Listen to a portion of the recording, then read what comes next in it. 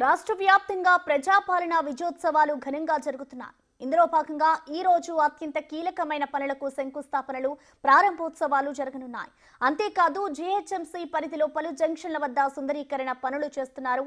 ప్రజాపాలన ఉత్సవాల్లో భాగంగా ఈ రోజు మున్సిపల్ శాఖ ఉత్సవాలు జరగనున్నాయి. అందులో హైదరాబాద్ రైజింగ్ కార్యక్రమాల్లో భాగంగా పలు అభివృద్ధి పనులకు ముఖ్యమంత్రి ప్రారంభించనున్నారు. 736 కోట్లతో జూ పార్క్ నుంచి అరంఘర్ వరకు నిర్మించిన ఫ్లైఓవర్ ను ఓపెన్ చేయనున్నారు సీఎం.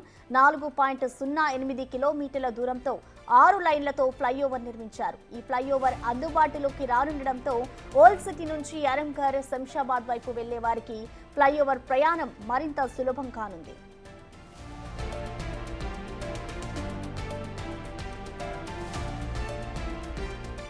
జీహెచ్ఎంసీ పరిధిలో ఉన్న 6 సీవరేజ్ ట్రీట్మెంట్ ప్లాంట్ను ప్రారంభించనున్నారు.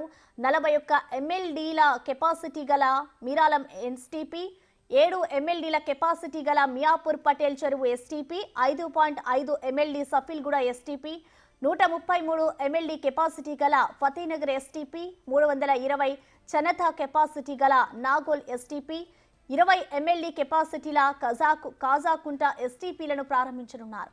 వీటి ద్వారా సిటీలో విడుదలయ్యే 526 MLD మురుగునీటిని ప్రతిరోజు శుద్ధి చేయనున్నారు.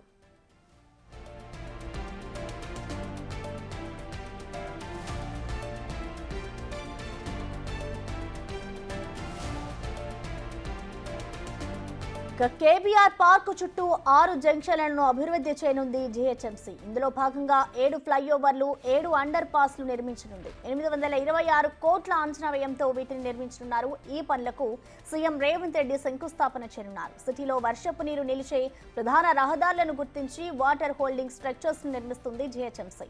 మొదటి దశలో భాగంగా 16,50,00,000తో 12 సంపులను నిర్మిస్తున్నారు. వీటిలో 4 వాటర్ హోల్డింగ్ స్ట్రక్చర్స్ పనులు పూర్తయ్యాయి. వీటిని సీఎం ప్రారంభించనున్నారు.